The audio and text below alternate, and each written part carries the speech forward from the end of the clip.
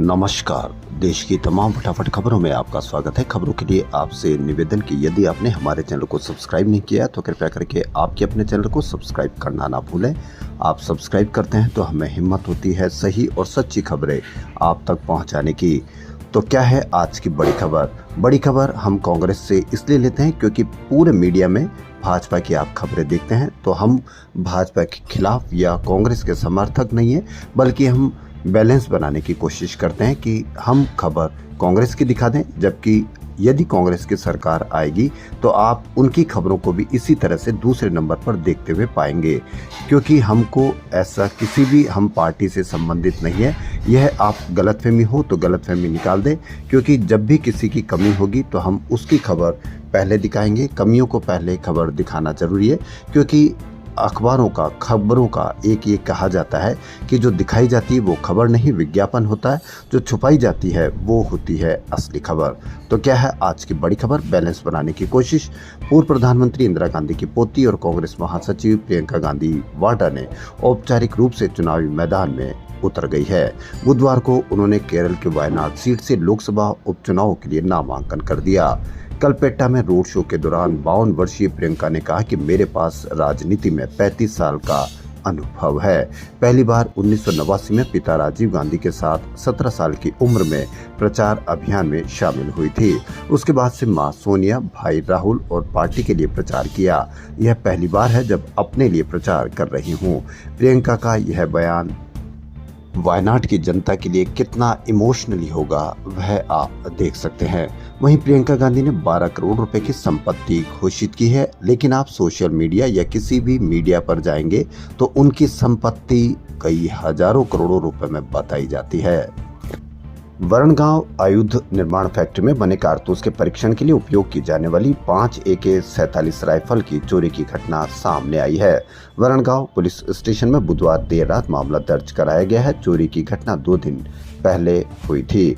वरणगांव आयुध निर्माण फैक्ट्री में देश की सेना के लिए AK-47 राइफल के कारतूस बनाए जाते हैं। सीमा पर भेजे जाने से पहले फैक्ट्री परिसर में AK-47 राइफल से इनका परीक्षण किया जाता है, यानी AK-47 राइफल ही चोरी हो गई। रूस के कजान शहर में ब्रिक्स समिट के दौरान बुधवार को पीएम मोदी और जिनपिंग के बीच 5 साल बाद पहली औपचारिक बैठक हुई। दोनों नेताओं ने इस द्विपक्षीय वार्ता में एक दूसरे का स्वागत किया। पीएम मोदी और राष्ट्रपति जिनपिंग ने कहा कि भारत और चीन के बीच दोस्ती वैश्विक शांति और खुशहाली के लिए जरूरी है। पीएम मोदी ने कहा कि भारत और चीन के लिए LAC पर शांति स्थापना प्राथमिकता है। तो कहा जा रहा है कि भारत चीन द्विपक्षीय समझौते से सीमा विवाद का जल्द निपटारा होने की भी संभावना है। बंगाल की खाड़ी से उठे चक्रवाती तूफान दाना ने रफ्तार पकड़ ली है। भारतीय मौसम विभाग के अनुसार वह 18 किलोमीटर घंटे की गति से ओडिशा तट की ओर बढ़ रहा है। बुधवार शाम को यह पारादीप से 460 किलोमीटर तो सागर द्वीप से 500 किलोमीटर दूर था। दाना 24 अक्टूबर की देर रात करीब 2 बजे भीतरकनिका राष्ट्रीय उद्यान और धामरा बंदरगाह के पास लैंड होगा और इनके तटपुरी से लगे हुए भुवनेश्वर मौसम केंद्र के अनुसार लैंडफॉल की प्रक्रिया 5 घंटे चलेगी। इसी दौरान तूफान 120 किलोमीटर प्रति घंटे की रफ्तार से ओडिशा के उत्तरी हिस्सों से गुजरेगा। महाराष्ट्र विधानसभा चुनाव को लेकर कई अफवाहों पर विराम लग गया है। महाविकास आघाड़ी में सीटों का फार्मूला तय हो गया है। कांग्रेस के प्रदेश अध्यक्ष नाना पटोले ने बुधवार को गठबंधन में सीटों के बंटवारे में फॉर्मूले की घोषणा की। पटोले ने कहा कि कांग्रेस NCP और शिवसेना UBT 85 सीटों पर चुनाव लड़ेंगे। शेष 18 सीटों पर हम समाजवादी पार्टी और अपने गठबंधन दलों के साथ बातचीत करेंगे। इससे पहले विदर्भ की 12 सीटों को लेकर कांग्रेस और उद्धव सेना के बीच मसला शरद पवार की मध्यस्थता से सुलझ गया। बैठकों के कई दौर के बाद उद्धव सेना के प्रवक्ता सांसद संजय राउत ने कहा कि गठबंधन में कोई मतभेद नहीं है। हम 288 में से 270 सीटों पर सहमत हुए हैं, बाकी 18 सीटें छोटे सहयोगियों को देंगे। पाकिस्तान से बहुत शानदार खबर, सुनहरी पहल।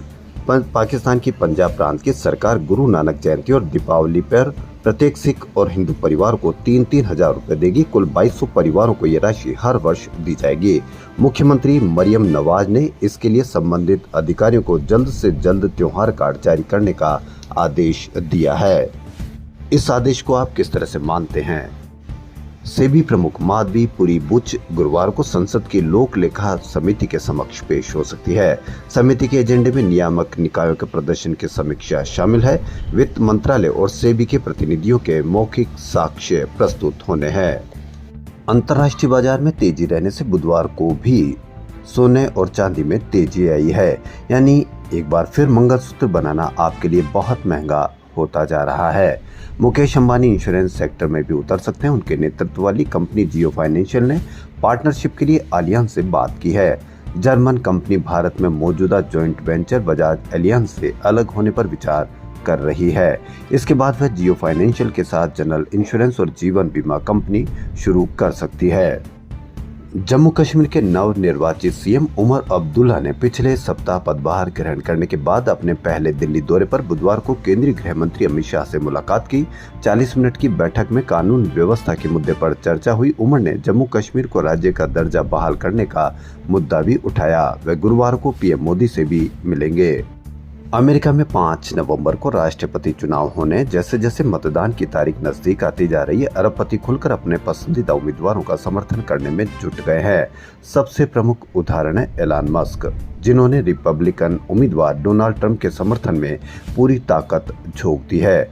मस्क ने ट्रंप के प्रचार अभियान में 630 करोड़ रुपए का योगदान दिया और अब हर दिन एक भाग्यशाली मतदाता को 8.40 करोड़ रुपए का चेक दे रहे हैं। मस्क का ये कदम सीधे तौर पर कारोबार में सरकारी दखलंदाजी खत्म करने की उनकी रणनीति का हिस्सा माना जा रहा है। वहीं डेमोक्रेटिक उम्मीदवार कमला हैरिस को अरबपति और माइक्रोसॉफ्ट के सह संस्थापक बिल गेट्स का समर्थन मिला है। गेट्स ने कमला की मदद करने वाले एक एनजीओ फ्यूचर फॉरवर्ड को 420 करोड़ रुपए का गुप्त दान दिया है। बांग्लादेश में शेख हसीना सरकार के तख्ता पलट के बाद भारत ने वहां 37,000 करोड़ रुपए के 15 प्रोजेक्ट बंद कर दिए हैं। ये दैनिक भास्कर की बड़ी खबर। हालांकि कौन से प्रोजेक्ट बंद किए हैं इसकी पूरी खबर नहीं है, लेकिन फिर भी 37,000 करोड़ रुपए के निवेश की एक बड़ा झटका लगा है। आए दिन हम बच्चों को अवसाद में रहते हुए उनको आत्महत्या जैसे कदम उठाने पर मजबूर होना पड़ रहा है। ये एक किसकी गलती है, इस पर अवश्य सब जगह चर्चा होनी चाहिए। आईआईटी दिल्ली के 21 वर्षीय छात्र कुमार यश ने मंगलवार रात हॉस्टल के कमरे में खुदकुशी कर ली। एमएससी द्वितीय वर्ष का छात्र यश झारखंड के देवघर का था। वह अवसाद का इलाज करा रहा था। इस साल अब तक विभिन्न आईआईटी में 5 छात्र जान दे चुके हैं। 5 छात्र का मतलब हमारे देश की बहुत ज्यादा बुद्धिमानी छात्रों का एक तरह से आत्महत्या करना कितनी गलत बात है, इस पर अवश्य चर्चा होनी चाहिए। लेकिन चर्चाएं किसी दूसरी चीजों पर होती है। व्हाट्सएप पर जल्द वेब और विंडोज ऐप सहित लिंक हर डिवाइस से कॉन्टैक्ट सेव या ब्लॉक कर सकेंगे। अभी कई डिवाइस में लॉगिन तो कर सकते हैं, लेकिन कॉन्टैक्ट्स में बदलाव नहीं कर सकते। नए फीचर में सीधे व्हाट्सएप में ही नया कॉन्टैक्ट सेव कर सकेंगे। खबरों में फिलहाल इतना ही। यदि आपको हमारा चैनल पसंद आए तो लाइक, सब्सक्राइब और शेयर अवश्य करें। धन्यवाद।